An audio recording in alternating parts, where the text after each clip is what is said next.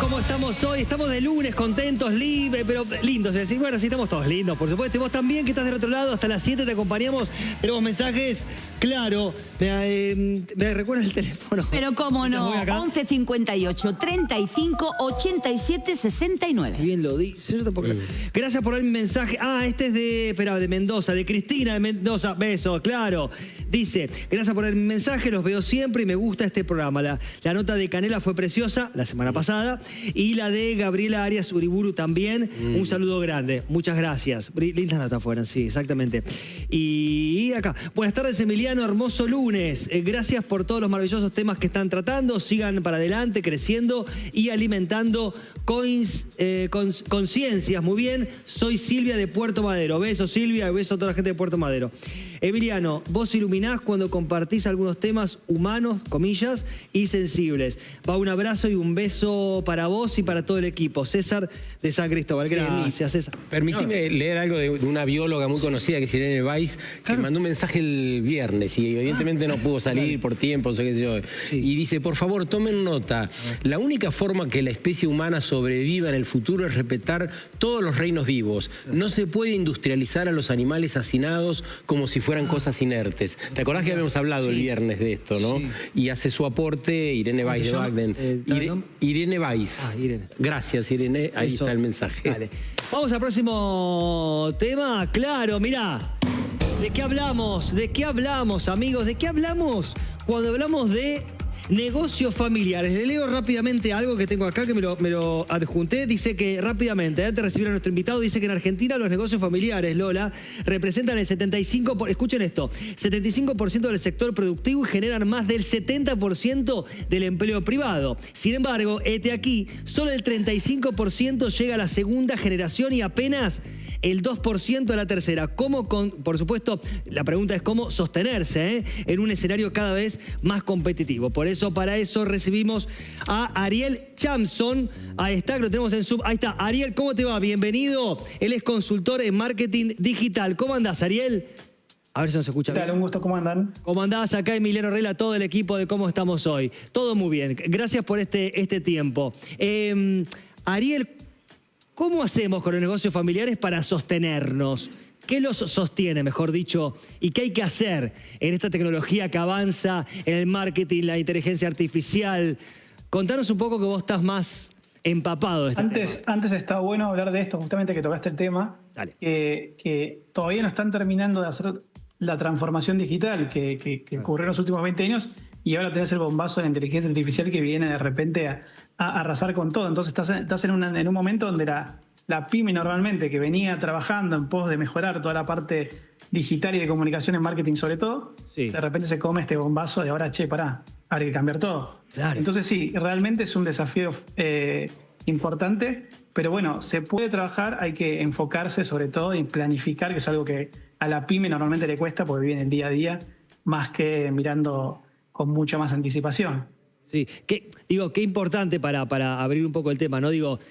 El marketing con todo lo que tiene dentro, ¿no? Qué importante para las empresas familiares, las chicas y las medianas también, ¿no es cierto? Sí, sobre todo porque vienen las pymes acostumbradas a trabajar desde el abuelo, ¿no? Claro. Con un tipo de marketing muy sencillo, ¿no? Tener un producto que funciona, entregar un servicio razonable y trabajar de manera muy boca en boca, ¿no?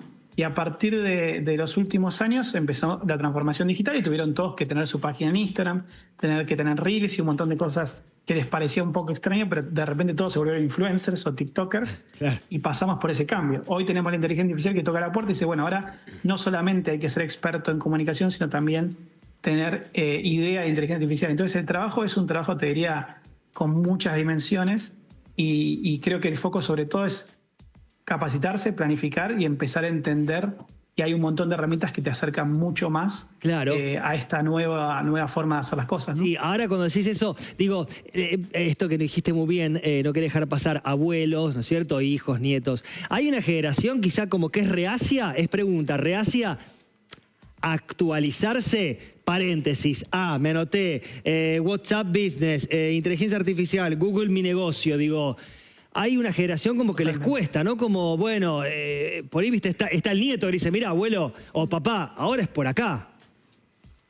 Totalmente, y eso lo vemos todo el tiempo, lo veo todo el tiempo trabajando con pymes.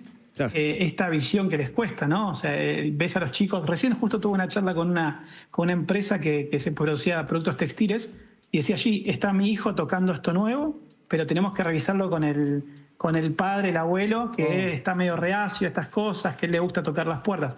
Pasa exactamente lo que acabas de decir. Entonces es una situación muy común y tenemos que lograr, para que esa transición sea razonable, que la generación que inició el negocio, tal vez más grande, entienda que hay que ir cambiando y ayornándose, y que los jóvenes también puedan entender el foco y la importancia que en algún momento tuvo esa primera idea. Ajá. Para no perder la esencia de la empresa. Entonces es cuestión de encontrar ese punto en común también. Ok, bien. Y es muy difícil determinar justamente los roles en una empresa familiar, porque me parece que se trata de eso, ¿no? Por ahí la nieta es la que maneja las redes sociales y tiene que atender justamente ese espíritu con el que su abuelo creó la empresa, ¿no? Y ahí me parece que se trata de conciliar, y ese es el gran trabajo que supongo que harán ustedes u otras especialidades, ¿no? Totalmente, 100%. Nosotros nos dedicamos al marketing digital y constantemente tenemos esa dualidad de ir trabajando con, no, esta persona se encarga de esto, pero del otro. Entonces, ahí lo que hay que hacer es entender que al final lo que necesitas es una persona que pueda producir y sea bueno en la tarea que está realizando.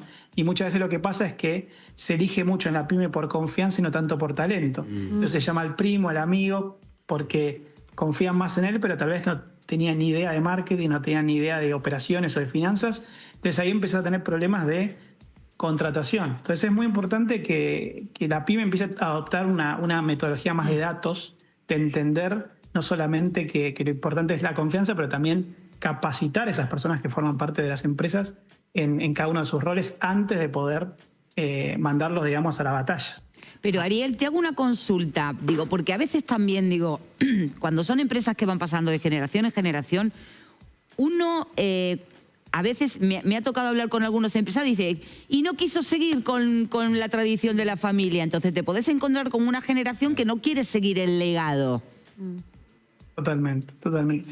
Y eso también es algo que al final no tenés mucha opción, ¿no? O sea, no podés obligar a nadie. Al final depende también que también vos le transmitas, ¿sí?, a tus hijos, a tus nietos, el sueño, ¿sí?, o el para qué de lo que estabas creando, más allá obviamente de generar dinero y poder vivir de eso, sino cuál es el sueño o el objetivo detrás de esa empresa y que logre de alguna manera motivarlo. Y si no, bueno, tendrás que buscar por otro lado, pero es algo que pasa constantemente y por eso tenemos esa problemática de que las empresas finalmente terminan creándose y después es difícil pasarlas a una siguiente generación si no seguimos todas estas reglas de encontrar la persona adecuada, ¿sí?, capacitar a esta persona, motivar a esta persona. Entonces hay muchas cosas ahí que hay que trabajar, y en particular la pyme, ¿no?, que es la que más problemática tiene en este tipo de cuestiones. Ariel, lo que pasa es que también, digo, las generaciones pasan, se evolucionan las empresas, pero a veces los paradigmas cambian, ¿no es cierto? Digamos, totalmente. Del abuelo, del hijo, del nieto. Hay que hacer timonazo.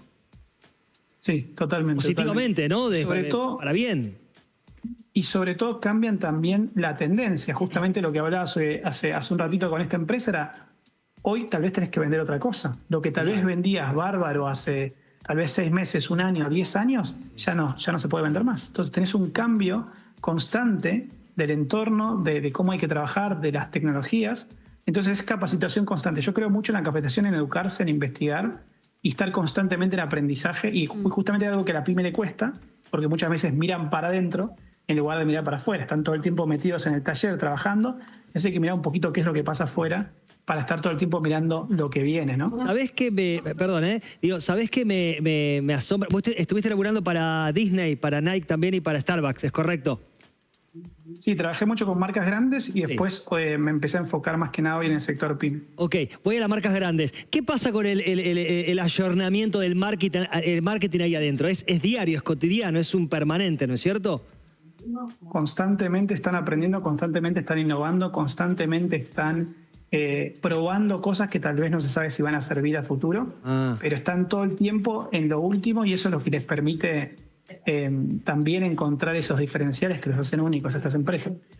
¿Haces un testeo cuando preparas una campaña de marketing? Y si haces ese testeo, ¿cómo seleccionas ese focus group para decirle, mira, tenemos planteada esta campaña, queremos que las zapatillas hagan esto? ¿Cómo lo hacen exactamente? Lo primero generalmente es encontrar cuáles son los productos antes de iniciar una campaña, qué producto queremos vender, qué producto sabemos que tiene buena salida, ¿sí? Y después encontrar el público para ese producto. Hay muchas maneras de hacer un análisis, ¿sí? Ya sea en diferentes páginas, en páginas donde hay acceso a librerías de un montón de productos o marketplace donde puedo entender cuáles son los productos de mayor tendencia. Claro. Entonces empiezo a buscar qué productos son los que tienen mayor potencial de salida, quiénes son las personas que los están comprando, buscamos reviews, buscamos cuáles son los beneficios o qué es lo que están buscando, y después recién de hacer todo ese análisis lanzamos una campaña muy efectiva donde la idea es conseguir mayor volumen de clics o mayor volumen de visibilidad en las redes sociales para llevarlo después a una oferta agresiva. Si tenemos una oferta agresiva en la página de destino donde lo mandamos, ya sea en el e-commerce, en la tienda, donde sea, logramos que esa persona tenga más ganas de comprar en ese momento y no espere a, bueno, lo vi, compraré después. Entonces es un camino que hay que pensar de manera estratégica, pero que si se hace de la manera correcta, en el orden correcto, terminamos teniendo buenos resultados. Bien. Creo que hay dos cosas, ¿no? Una empresa multi siempre empezó siendo una empresa familiar, ¿no? Que después para pasar a este paso grande de salto estratégico, tuvo que elegir a quién pone en puestos estratégicos. ¿Cómo hacer con la familia cuando no querés herir susceptibilidades, cuando no hay límites claros, cuando tenés a tu hijo que capaz que no está capacitado para eso y lo quiero correr para traer un CEO de otro lado, quiero traerlo a alguien más? ¿Y cómo hago para no lastimar los vínculos familiares, para que la familia quede en un segmento y la empresa en otro? Cuando hay esposos que trabajan juntos, ¿cómo hacer para no trasladar a la casa los negocios? Porque todo termina siendo vincular en un punto, pero una gran empresa empezó siendo una pyme chiquita, familiar, y quizás para dar ese salto hay que elegir bien a los puestos de trabajo. ¿Cómo se hace ahí? Sí, de hecho, en realidad lo que sucede es que muchísimos de los founders no terminan siendo los CEOs cuando la empresa crece. Claro. Cuando la empresa crece necesitas mayores habilidades y tal vez vos no sos la persona adecuada para dirigir esa empresa en el futuro. Pero qué difícil darse cuenta uno o mostrárselo a un familiar, ¿no? Sí, lo primero es que tiene que haber buen liderazgo. Al final el liderazgo se trata de poder tener esas charlas difíciles, de usar las palabras adecuadas y ser claro en qué es lo que se necesita y que al final el rumbo de la empresa y la empresa al final termina siendo un ente paralelo que necesita de cierto alimento o de ciertos recursos que tal vez nosotros no los tenemos en la familia y bueno, hay que agregar una persona por fuera. Y hay que entender que eso es así y es necesario para que la empresa pueda crecer y nos sirva al final a todos. ¿Y cómo influye la familia ampliada? En la pyme te va bárbaro, va muy bien, va perfecto, te cae un cuñado, una cuñada, medio inconveniente. No, difícil. ¿Qué hacemos? Que vaya a laburar. No, es que ese es el mismo problema que sucede siempre, ¿no? Que a veces ponemos la empresa al servicio de las personas, ¿no? Decimos, bueno, ahora apareció una cuñada, ¿qué puesto? Inventamos puestos. A la cuñada? Claro, empezamos, bueno, che, vendíamos anteojos, ahora vendamos, no sé, folletos, no sé qué, la ponemos ahí que le gustan los folletos. Al final, el problema que tenés con eso es que estás configurando una empresa como te sirve a vos y no como le sirve al mercado. Y al final las empresas lo que hacen es vender productos que otros necesitan. Entonces el trabajo es completamente inverso. No importa tanto lo que yo quiero o quién necesita trabajar, es qué necesita el mercado y qué le podemos ofrecer. Entonces ahí es muy importante ser inteligente y decir, bueno, tal vez no encaja la cuñada. Y tal vez la cuñada no podrá trabajar. Y bueno, hace buen café. ¿Es cierto? Claro. Tal vez es mejor que se quede haciendo café o llevarla de vacaciones en la fiesta de la empresa y ya está, y está todo bien. Pero ¿es bueno un psicólogo estratégico para relaciones familiares? ¿Para que nutre o para que guíe o para que ayude a disociar a este CEO o a esta persona que tiene una decisión de decir, hey, acá no se mezclan los lazos familiares, no es algo referencial, no te lo tomes personal? ¿Es bueno? Sí, eso hacemos un poco los consultores de negocio cuando nos sentamos a hablar con estas empresas y tratar de bajarles estos conceptos. A veces le cuesta a la pyme porque, como decís, vienen pensando la empresa como una especie de familia y la realidad es que llega un punto que eso se quiebra porque no es sostenible, como decíamos, ir sumando roles o cosas y termina transformando un Frankenstein que buenísimo, todos trabajan, pero no sé si ganamos plata después. Pueden empezar los problemas. Qué importante, estaba pensando, Esto cuando comenzamos a hablar o contarle a la gente, o contarle al que está mirando que tiene una pyme, o que está arrancando, o que están ahí adaptándose, ¿no? Como actualizándose. ¿Por qué es importante la inteligencia artificial? Muy buena pregunta. Mira, hace poquito salió un informe de la CACE, ¿sí? La Cámara Argentina de Comercio Electrónico, que dice que el 54% de las pymes argentinas ya están usando inteligencia artificial. Sí. Viste que nosotros generalmente sentimos que Argentina siempre viene como atrasado. La realidad es que estamos bastante bien en todo lo que tiene que ver con inteligencia artificial, y hay un montón de posibilidades que te trae la inteligencia artificial, no solamente para automatizar procesos y demás en las empresas, sino para poder producir más. Entonces, lo que termina pasando es que terminás ganando tiempo. Tal vez una tarea que vos tenías operativa que llevaba 3 horas por día, lo pones a un agente de inteligencia artificial que resuelva, ya sea, no sé, producir algún video o lo que sea, y vos te alivianaste 3 horas que podés dedicarle a otra cosa, a juntarte con la cuñada, a hacer café o lo que sea. No, y en ese sentido, ¿cuál es el límite, por ejemplo, en todo esto, ¿no? De que, bueno, yo tengo una pyme y tengo que estar en TikTok, tengo que estar en WhatsApp, tengo que estar en esto. Digo, ¿cuál es el límite también en ese momento de no caer en esa desesperación de si no estoy en todas las plataformas y si no estoy usando inteligencia artificial y si no estoy...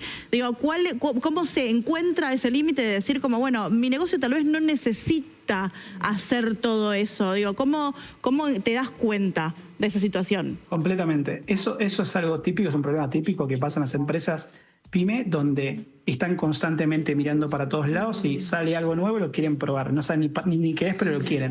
Pero que venga, eso se resuelve con algo... Exacto, eso se resuelve con algo que se llama mapas estratégicos, es algo que usan las multinacionales, y donde definen cuál es el foco, hacia dónde vamos, cuál es el mapa de ruta que tenemos que seguir, y en base a eso tenemos que trazar de atrás para adelante, desde el objetivo, qué cosas tenemos que hacer para llegar al objetivo. Y llegás al punto inicial, que es capacitarte siempre. Te das cuenta que para llegar a esto primero me tenía que capacitar. Entonces tenés un camino que te conduce a ese lugar, en lugar de estar todo el tiempo viendo espejitos de colores por todos lados, queriendo hacer todo, queriendo aparecer en todos lados, que no tenés ni el recurso ni el tiempo, y terminás completamente perdido sin llegar a ningún lado. Entonces, si vos trazás ese camino, va a ser mucho más fácil que después tengas un buen resultado.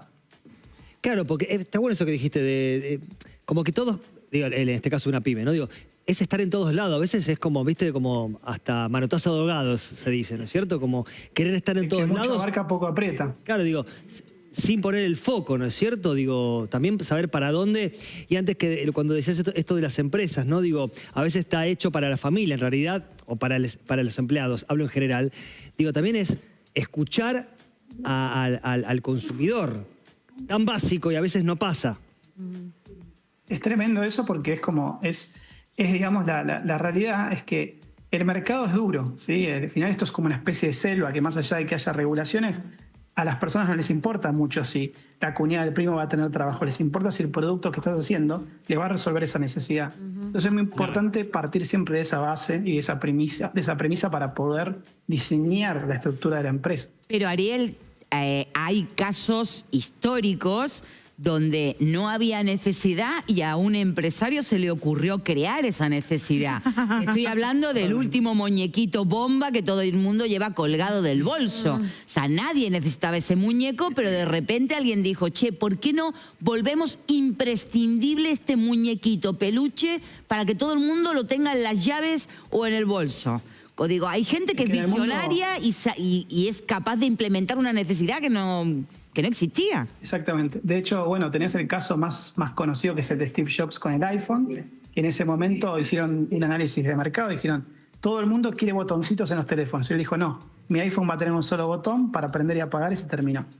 La realidad es que hay dos miradas, dos conceptos a la hora de crear productos o servicios, que tienen que ver con esto que bien decís. Por un lado, seguir una tendencia, buscar una demanda real que ya hay en el mercado y ser un poquito mejor que el competidor. Y después, por otro lado, crear productos completamente inexistentes que logren de alguna manera impactar y llevarse ese mercado. Ese segundo camino es mucho más impredecible, mucho más riesgoso, pero hay personas, genios totales como estás dando el ejemplo, que lo hacen, que lo producen y se mandan. Y eso está más relacionado con creación de marca, lo otro está más relacionado con tendencia. Las marcas tienden a hacer menos creación de tendencia y más innovación diferencial, que es eso que bien decías. Pero además las empresas más grandes que existen hoy no venden nada. Por ejemplo, Amazon conecta. Claro. No es que No produce. vende, claro. Mercado Libre, 3/4 de lo mismo. Ellos no producen, ellos conectan. Quiero decir, no sé, no se me ocurren, pero hay miles de empresas hoy, y están entre ellas las más exitosas, que justamente lo que hacen es conectar, ¿no? Y que no es un producto que producen ellos. En realidad sigue siendo un servicio, lo que están haciendo es vendiéndote la conexión, ¿no? Claro. Es decir, conectar al consumidor con el vendedor que está necesitando vender y ellos forman parte de ese canal. Entonces, al final lo que hacen es brindar un servicio. Como cualquier otra empresa, lo que pasa es que obviamente lo pueden hacer a gran escala. No es muy fácil de hacer, de hecho es complicadísimo lograr tener una plataforma de esas por el volumen de visibilidad que tenés que tener y de inversión en publicidad, marketing, para que esa plataforma termine siendo conocida, tenga suficientes usuarios para que sea rentable todo. Ari, pero es un servicio válido. Tengo mensajes, pero tengo este que rescatamos, a ver qué opinás, y te lo leo, que tiene que ver con este tema. Dice, muchos de los negocios familiares no trascienden generaciones porque muchas veces los pibes se ven obligados a continuar un legado que no disfrutan o no los representan. Totalmente. Sí, eso es algo que pasa mucho y es triste porque al final termina siendo negativo para todos. Negativo para la empresa, negativo para el chico, negativo para el padre.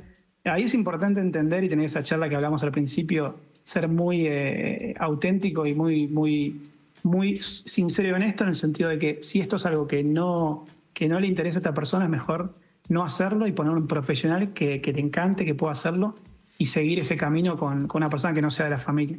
Bien. Ari, muchas gracias por tu conocimiento, tu sabiduría y esta comunicación, ¿eh? Gracias. Abrazo. Gracias a ustedes, chicos. Un abrazo. Gracias. Ahí está el Instagram, ¿eh? Qué interesante. Qué difícil. Hay que hacer un buen traspaso para mí generacional. A ver. No hay un buen traspaso generacional, obvio que a los más jóvenes no les va a gustar, porque si el padre no acepta una iniciativa o no tiene la apertura de entender las nuevas tecnologías y no se ayorna de eso, obviamente el hijo va a elegir poner otra propia empresa. Exacto. Cambiamos de tema. Vamos entonces, señores. Mirá lo que viene, ¿eh? Claro. Ahí está. ¡Ay, pero qué pasó! Ahí salió.